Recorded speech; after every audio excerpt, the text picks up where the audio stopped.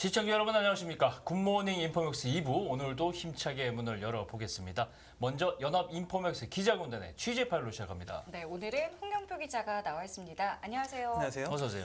자, SK그룹의 핵심 회사라고 할 수 있죠. SK이노베이션 유상증자를 실시했다고요? 네, SK 이노베이션 같은 경우는 이제 친환경 전환 이제에 따라서 이제 배터리 사업에 적극적으로 투자를 하고 있는데요. 예. 그만큼 이제 돈이 많이 들어가다 보니까 이제 수익을 못 내면서 이제 주주들한테까지 이제 돈을 빌리는 상황이 됐습니다. 유상증자라는 게 그런 거죠. 예, 그렇죠. 예. SK 이노베이션은 이번에 1조 2천억 원 규모의 유상증자에 나섰는데요. 이게 주주 배정 유상증자입니다. 네. 이게 주식 수가 늘고 기존가 대비 할인해서 이제 팔리기 때문에 기존 주주들 같은 경우는 주주 배정에 참여하지 않는 이상 이제 단기적 주가 하락을 피할 수가 없게 되는 것이죠.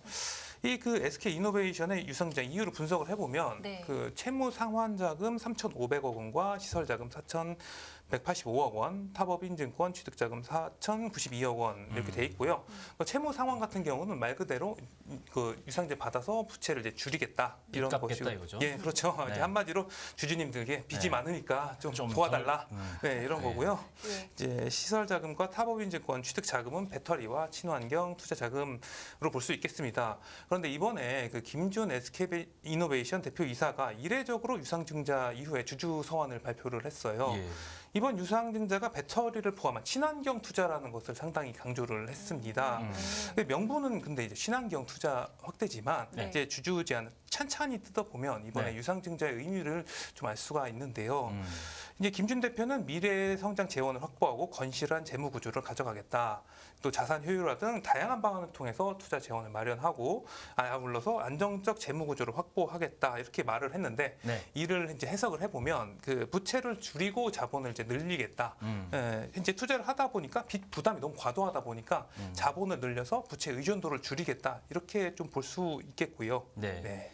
결국 SK이노베이션의 이번 유상증자는 결국은 네. 재무 건전성을 네. 좋게 하겠다, 네, 맞습니다. 개선하겠다 이런 얘기인데 사실 솔직히 말해서 올해 초에 이미 신용평가사 네. S&P가 너희들 이대로 가면은 네. 신용등급 낮추겠다 경고했잖아요. 네, 네. 이걸 좀 의식한 게 아닌가 생각이 듭니다. 네. 어떻게 보세요? 그러니까 올해 이제 3월에 제가 한번 취재 파일에서 SK그룹에 대해서 한번 다뤘었잖아요. 네. 이때 같은 경우도 SK온과 SK하이닉스 상당히 좀 약간 어려운 상황이긴 했었습니다. 예. 특히 이제 SK온의 모회사 SK이노베이션에 이제 직접적으로 S&P가 얘기를 했었는데요.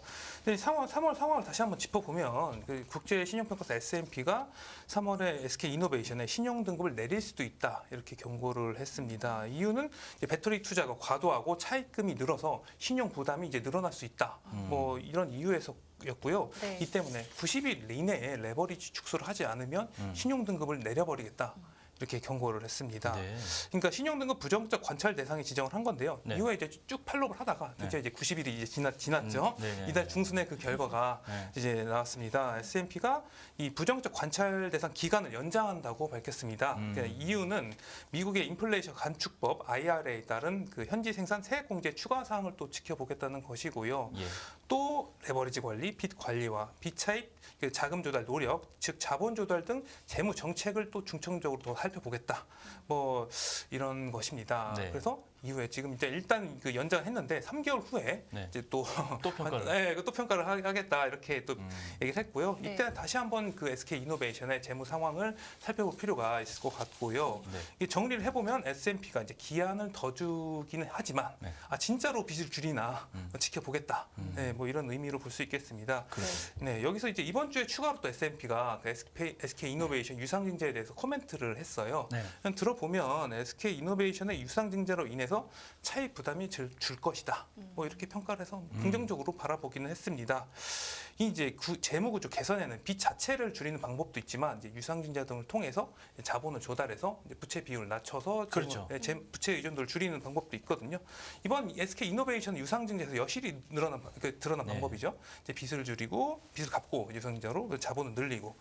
근데 S&P 이게 다들 아시다시피 상당히 좀 무서운 곳이잖아요. 그럼요. 예, 이게 무디스 피치와 함께 3대 신용평가사로 이제 네네. 불리고 있고 국가 신용 등급도 매기는 곳입니다. 네.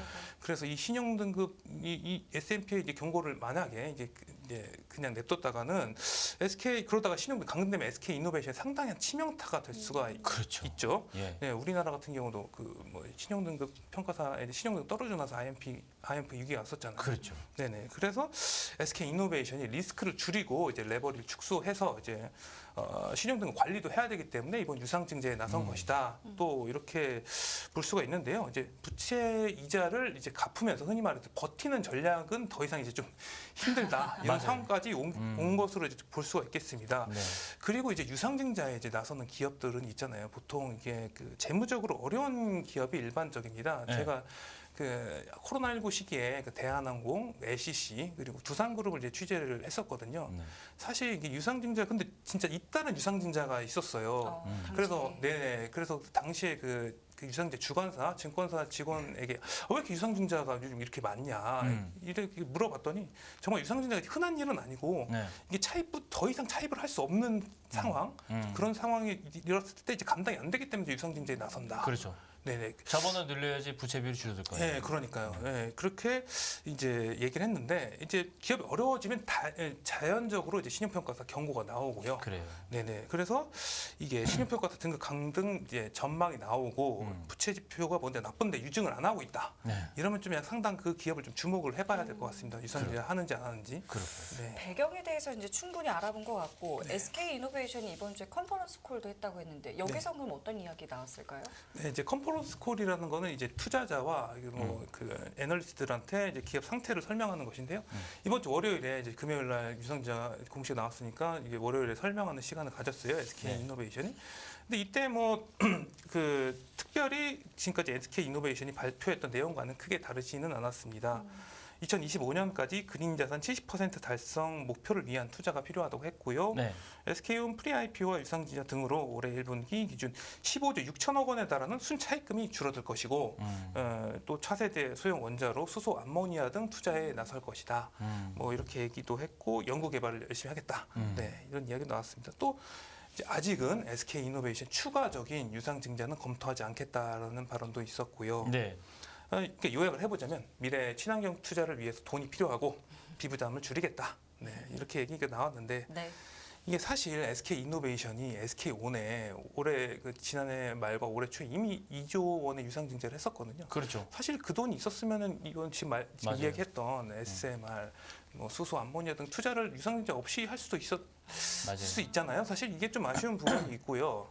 어떻게 보면 이제 SK 이노베이션 유상증자가 이제 SK온 유상증자 돌려막기다. 뭐 이렇게도 뭐 있다 이런 시장의 의견도 있습니다.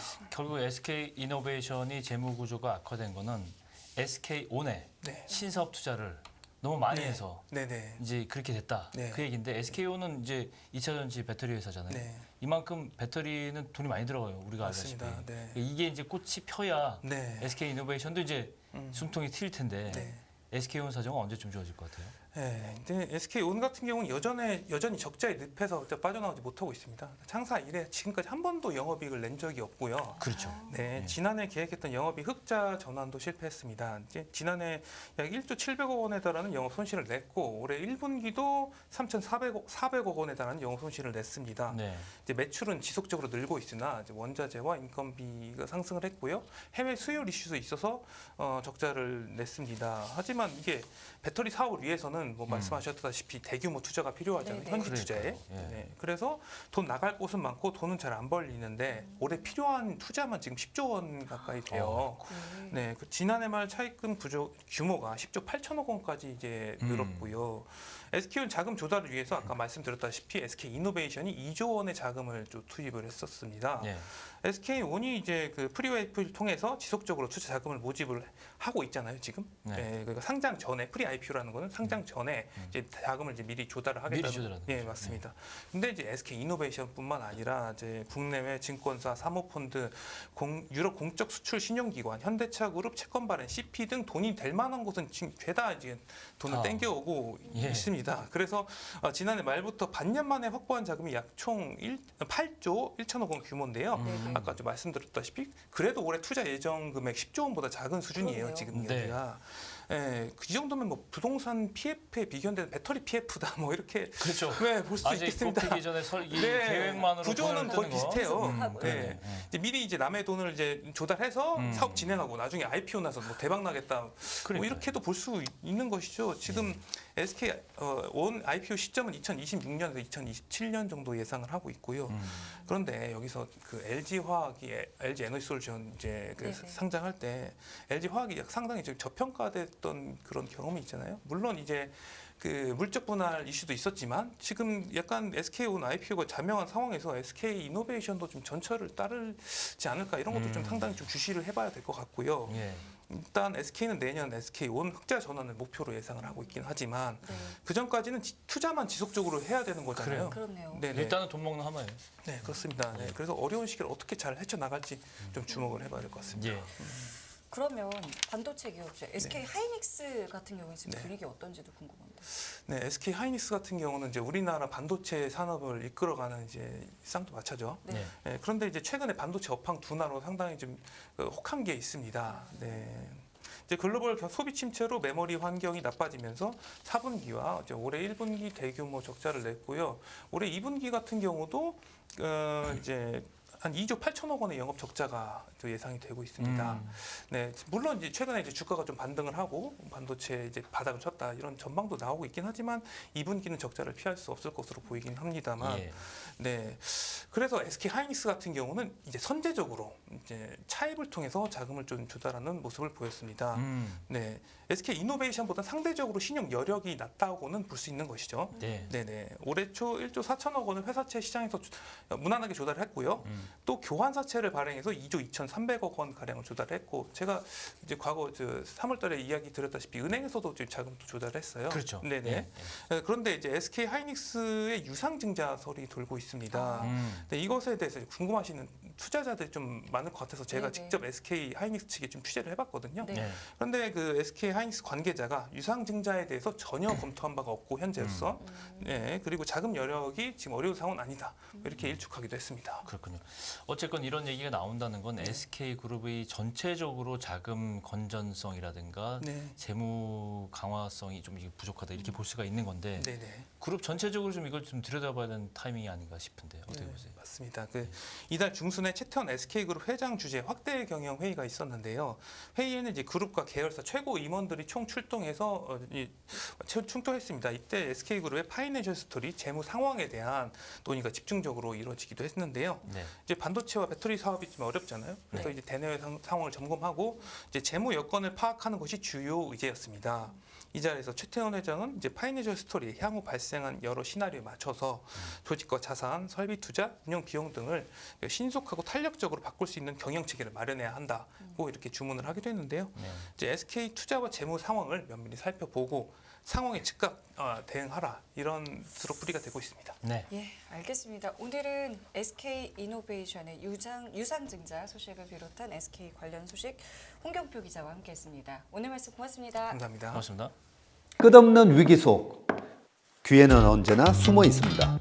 성공한 투자 고수들과 나눈 투자의 철학. 다가올 기회를 잡아내는 부의 만찬으로 여러분을 초대합니다. 푸짐하게 한 상 차려놓았습니다.